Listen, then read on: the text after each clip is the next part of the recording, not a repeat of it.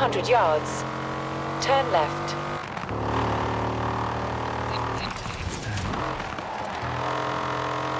Turn left.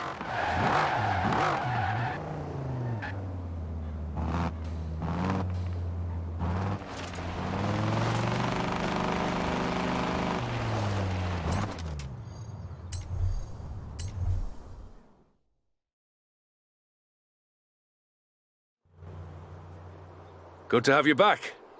Now, this next stunt is going to require skill, delicacy, and, inertia. I'll give you the stunt vehicle now so you can get the hang of it. Just don't put too many scratches on it, yeah? We want it nice and shiny for the shoot when we get there.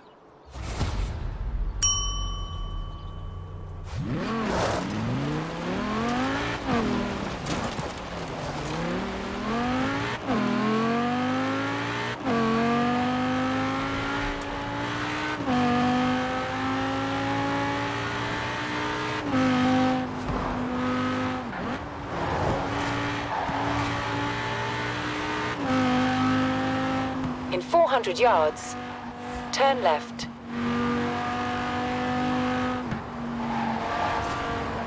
Turn left.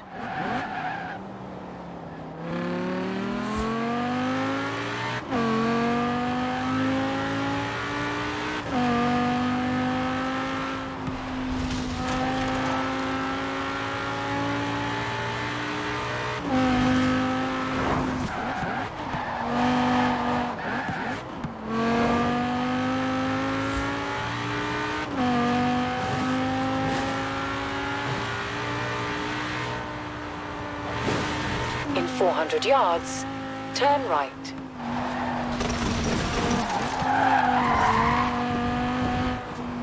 Turn right.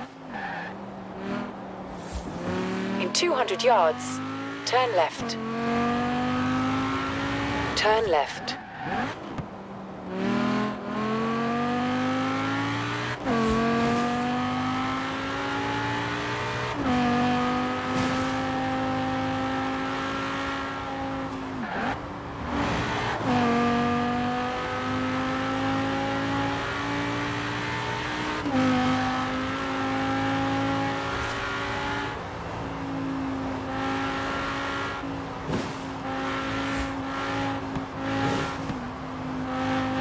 In 400 yards, turn left.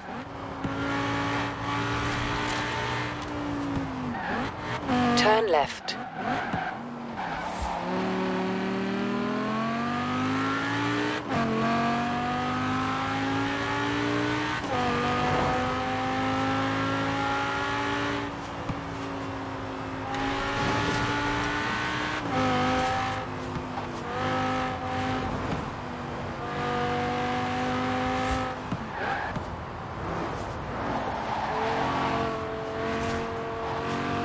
It's another jump. Still the same movie somehow. Apparently they tried to do this one with computers and it just looked rubbish. So you're gonna do it for real. In 200 yards, turn left. Turn left.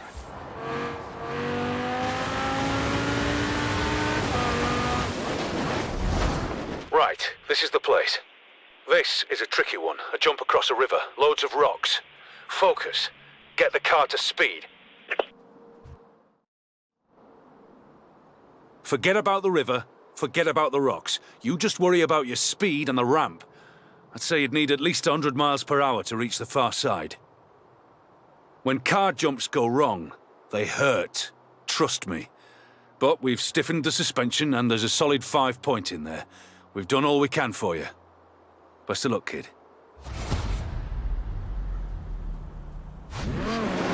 Let's do it. Scene 67. Waterfall jump. Action!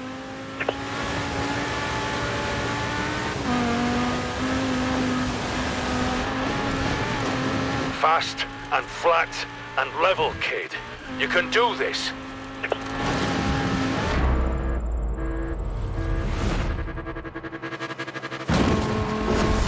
And cut! You all right, kid? Of course you're all right. Why wouldn't you be all right? Wasn't worried about you for a second.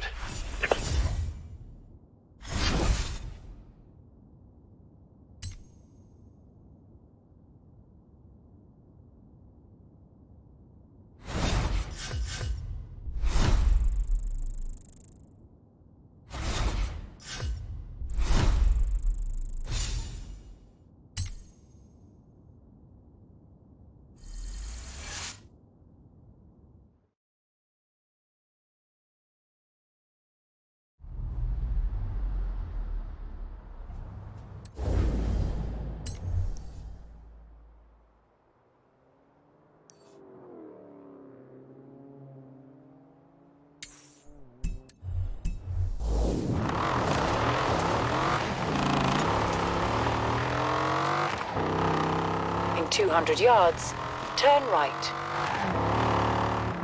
Turn right.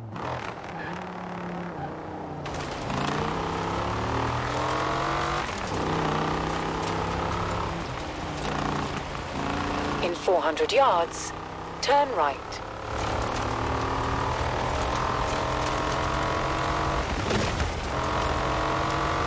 Turn right.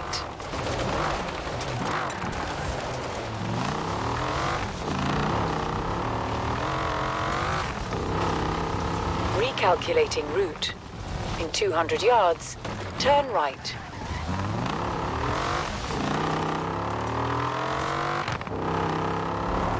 Turn right.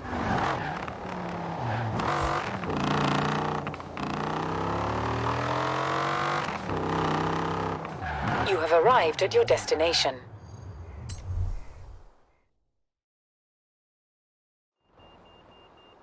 Great to see you.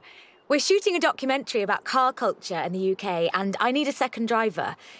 You've made a name for yourself, and it would be great to have you aboard. It's simple.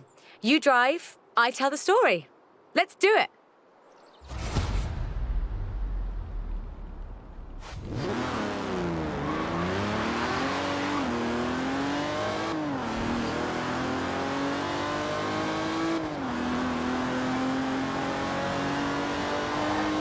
From Aston Martin to McLaren and Bentley, Great Britain is home to over a century of automotive excellence.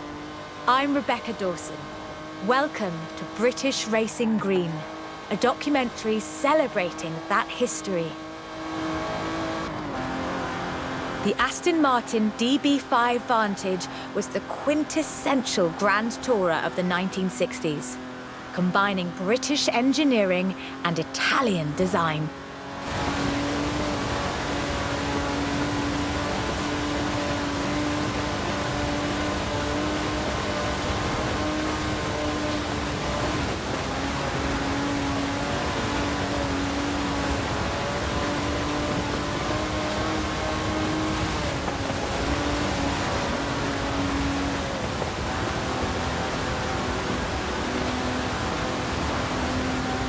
The Vantage featured side-draft carburetors and a refined camshaft profile, capable of a blistering top speed of 162 miles an hour in 1964.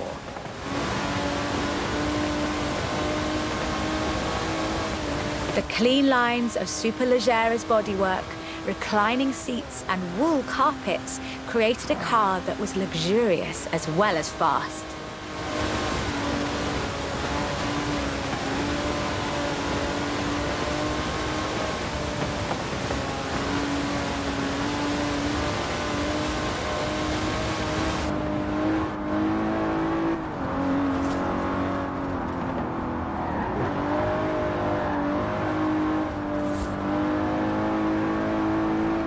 This car would form the basis for the DB range, with later cars improving on the design in many ways.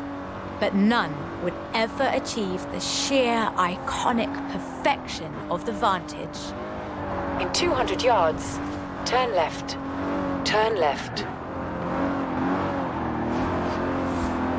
For all of its beauty and engineering perfection, only 65 of these beautiful machines would ever be built. If you own one, you own a piece of British history.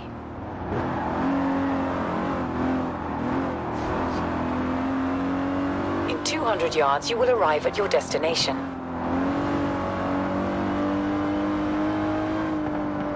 The silver DB5 would be immortalized in half a century of cinema. The classic Aston Martin.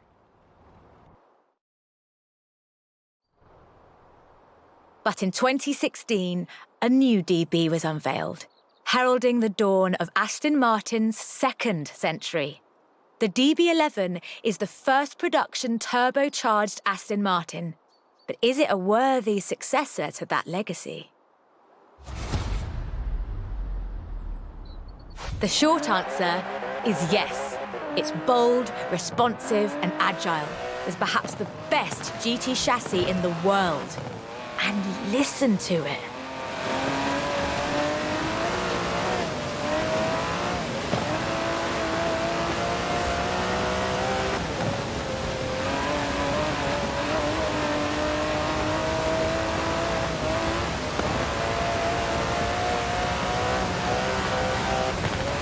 Able to hit 60 miles an hour in 3.5 seconds, the DB11's 5.2-litre twin-turbo V12 boasts a top speed of over 200 miles an hour.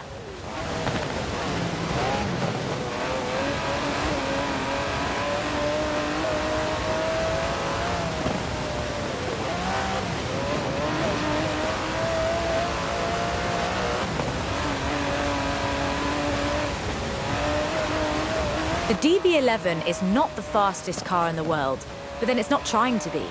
It's sophisticated, effortless luxury. It's an Aston Martin.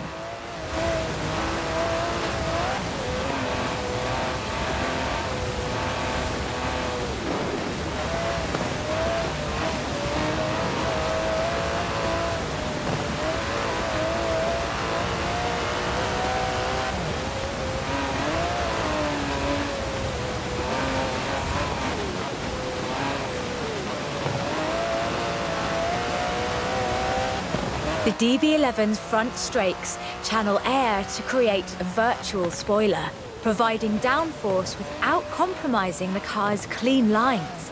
Brilliant.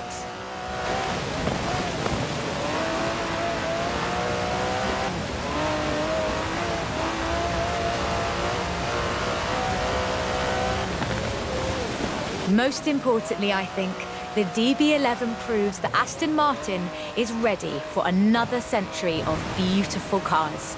And I can't wait.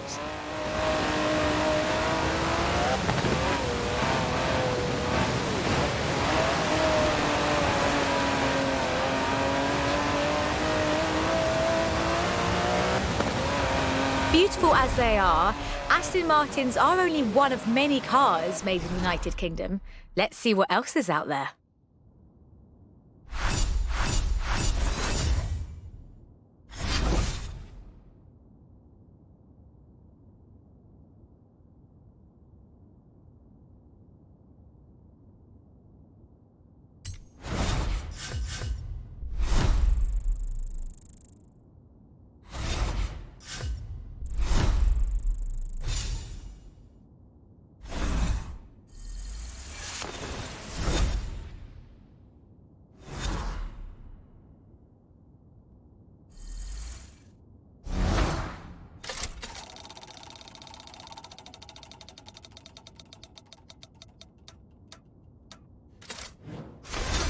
That right there is one of the rarest cars at the festival.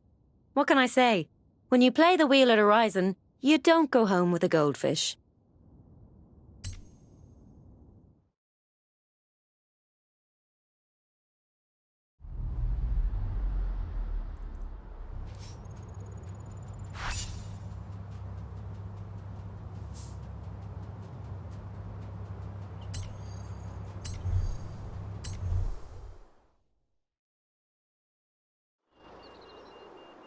This is shaping up nicely. Time for a change of pace, though. At least at first.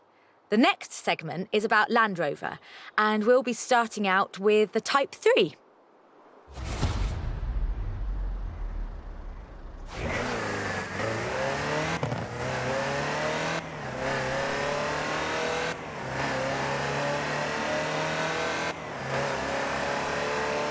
Land Rover, the British sports utility vehicle. But before that, they were actual utility vehicles. Solid, tough trucks, unstoppable over almost any terrain. In 400 yards, turn left. The Land Rover Type 3 marks the point where that shift begins, and we'll be looking at what that meant.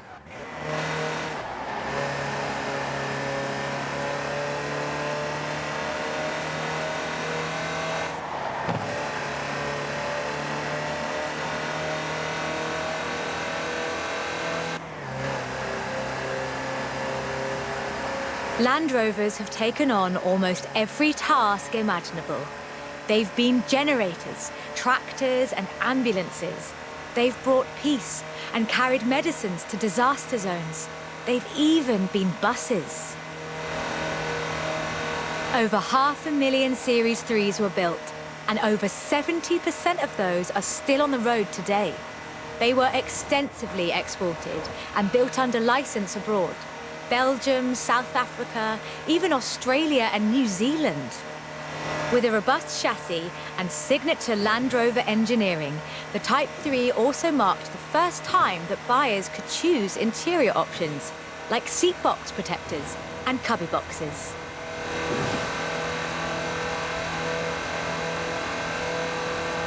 That trend continued, and by 1982, Land Rover were offering the county spec Type 3. Leisure drivers could choose from such luxuries as all-cloth seats, soundproofing, and tinted glass. The trend was increasingly clear, and the future of the Land Rover was starting to take shape.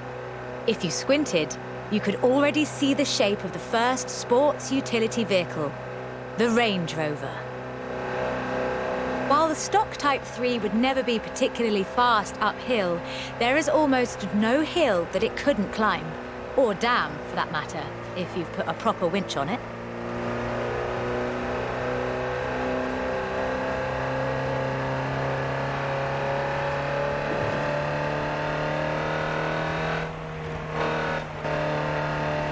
In 1978, a Series 3 was custom built for Her Majesty Queen Elizabeth II.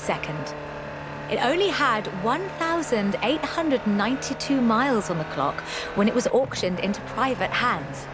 And it was in perfect condition. It would be. After all, she trained as a mechanic in the 1940s and will likely remain the only royal able to strip and rebuild an engine. In 200 yards, you will arrive at your destination.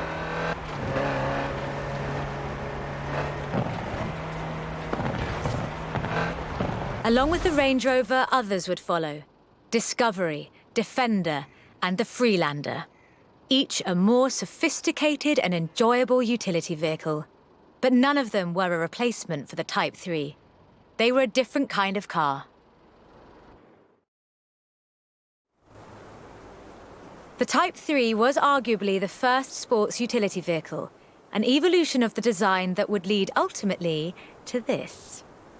The Bowler Nemesis, an off-road racing vehicle that turned into a production SUV, the Nemesis EXR. It sports a turbocharged 5-litre Land Rover Jaguar engine, crammed into a carbon fibre chassis with integral roll cage. It even has the grille, headlights and rear lights from a Range Rover.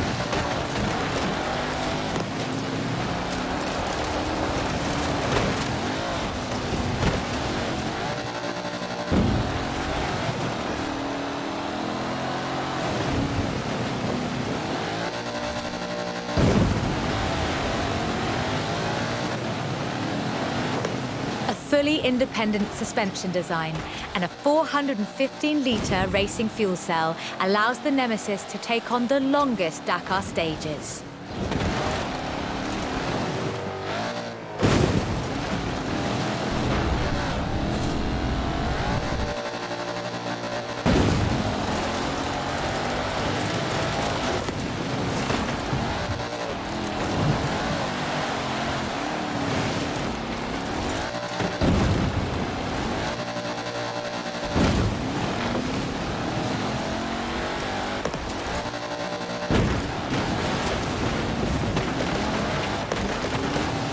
This is an all-terrain supercar.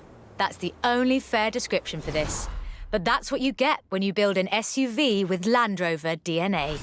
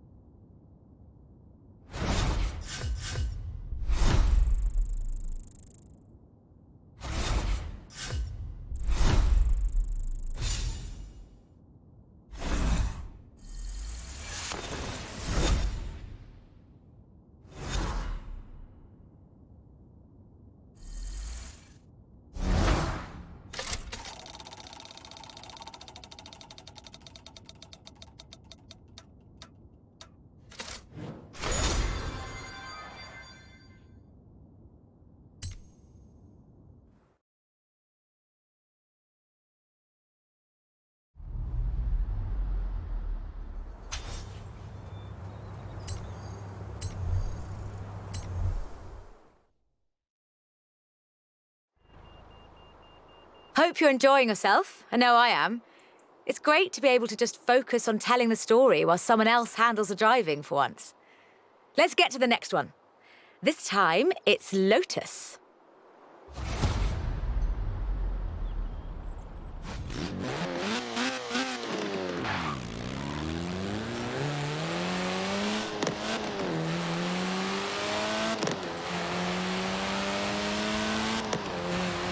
Lotus Engineering Limited began as many stories in British engineering do, in an old barn. The first Lotus cars were offered as kits. You built them yourself. From 1962, they began to actually build the cars themselves. The Elan Sprint showed exactly what they intended to do. Built around a steel backbone with a fiberglass chassis, the Sprint weighed in at a meager 687 kilos parked on the curb. On the road, this translated into brilliant agility and fantastic performance. Designer Colin Chapman famously said, "Adding power makes you faster on the straights. Subtracting weight makes you faster everywhere." He knew what he was talking about. Turn right. In 100 yards, turn left. Widely hailed as one of the greatest sports cars of the 1960s, the Elan would be closely studied and emulated, inspiring such masterpieces as the Mazda MX-5. The Elan has all the energy, style, and enthusiasm you would expect. Bold, quick, and fun. So much so that they put it in the name.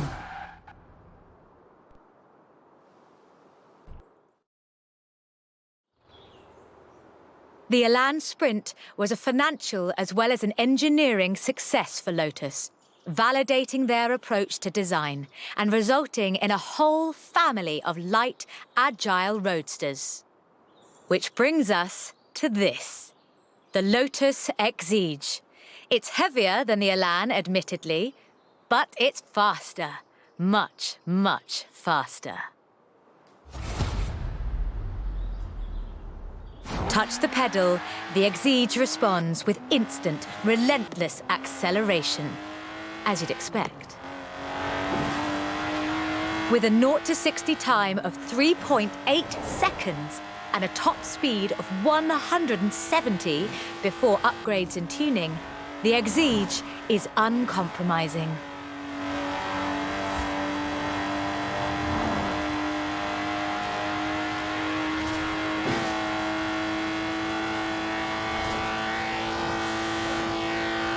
And there's no power steering, so you can really feel the road. A genuinely thrilling drive, and one that isn't afraid to demand you take it seriously. In 200 yards, turn left. Turn left.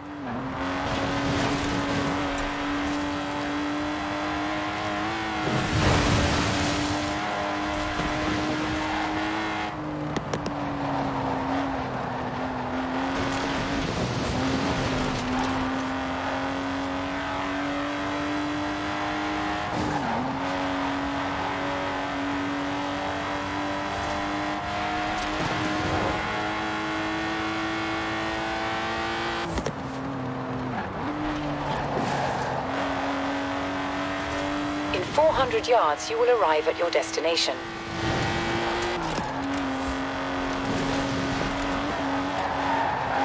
And with rumoured launches of 2 new cars in 2020, Lotus looks set to push the benchmark of the experienced sports car well into the next century.